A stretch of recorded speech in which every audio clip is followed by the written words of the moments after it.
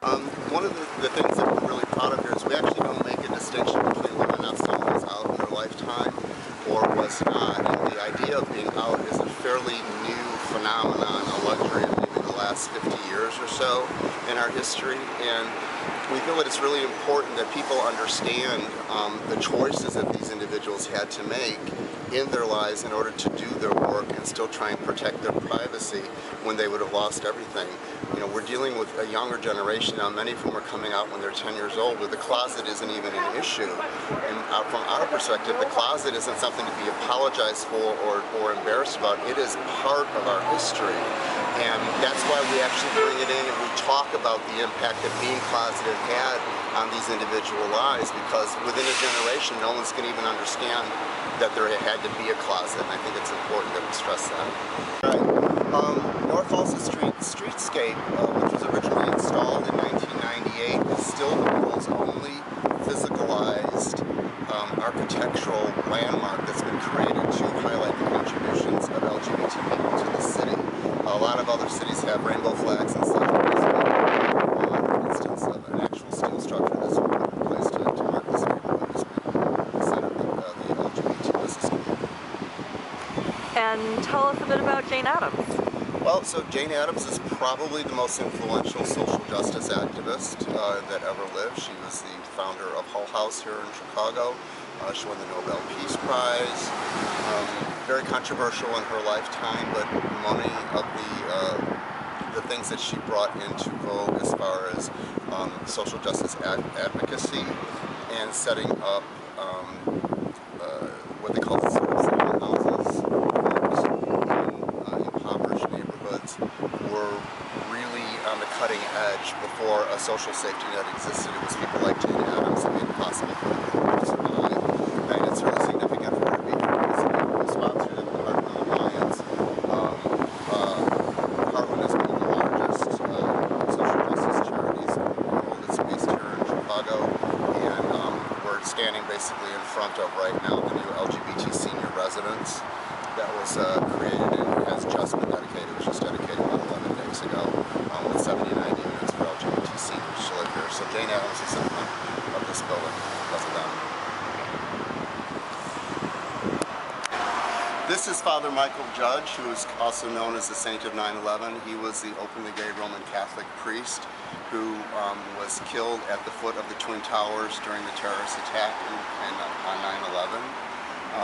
This is the only bronze memorial to him outside of New York City, where he lived and did most of his work. He is an extremely revered figure in the LGBT Catholic community. He's been really obscured because he was openly gay and a priest, celibate, of course, but he was sort of a source of controversy, and in many ways the church has gone out of its way to try and pretend like he never existed. This is Congresswoman Barbara Jordan. Many people are really astounded to know that Barbara Jordan was a lesbian. She was, of course, in the 1970s, forced to be closeted during her lifetime. She lived in what we call an open closet, with no door on it. She made no secret of her relationship with Nancy Earl. They were together over 30 years. And her primary claim to fame is that she was a brilliant orator. She gave 2 of the keynote speeches at Democratic conventions, one for Jimmy Carter, one for Bill Clinton. She won the Presidential Medal of Freedom, I believe, in 1994. And she is probably most famous for delivering the speech live on television that is considered to have been the last nail in the coffin for Richard M. Nixon's presidency that delivered him into impeachment for Watergate. She is an enormously influential person who actually only served in office for a short period of time because she had multiple sclerosis and ended up having to retire because of that, and went on to become a professor of ethics at the University of Texas at Austin. Dr. Tom Waddell was the founder of the Gay Games, which are convened every 4 years in his honor. Originally they were to be called the Gay Olympics, but he was sued by the Olympic Commission, which thought that the brand would be tainted by any association with the word gay. So he went on to change the name, and the first games convened in the early 80s. He was himself an Olympian from the 1968 Mexico City Olympics. He was a decathlete. He was also a physician. And from everything that I have read about him. A really, really interesting, tremendously good-natured guy who believed in the power of sport to bring communities together, especially people from a variety of different backgrounds. I think the cool thing about him is that he married his really close friend Sarah Lowenstein because they both wanted to be parents, but they didn't want to do like artificial insemination. They wanted to have a child in a wedding situation, so they married. They conceived their daughter Jessica, and both Jessica and Sarah and Sarah's partner all contributed to this plaque both in terms of intellectual content as well as the image, which is from the Olympics in '68, and financially as well. Dr. Margaret Chung lived in San Francisco, and she was the first Chinese-American woman to become a physician in the United States and is credited with introducing Western medicine into San Francisco's Chinatown. But that isn't what she really became famous for. In her lifetime, she became widely known throughout the United States as probably the most profoundly energetic patriot during the World War II era.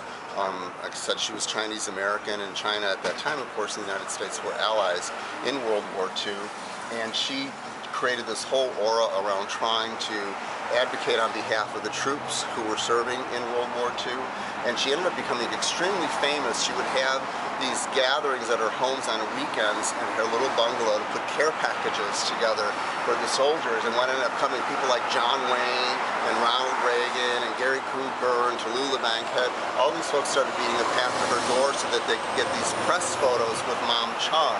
And she ended up becoming incredibly famous in a very short period of time, but when it was discovered after her death that she had been a lesbian, it was like she was scrubbed from history. So there used to be comic books about her, graphic novels about her, and yet every reference to her is actually entirely gone. So when Dr. Judy Wu did her biography of her, we found her completely by accident, and I was totally fascinated by the story. So Judy Wu worked with us actually on the plaque, and she was here for the dedication. In many of these dedications, family members and whatnot actually come here because, as with all of them, for the most part, this is the only memorial that there is to Dr. Chung.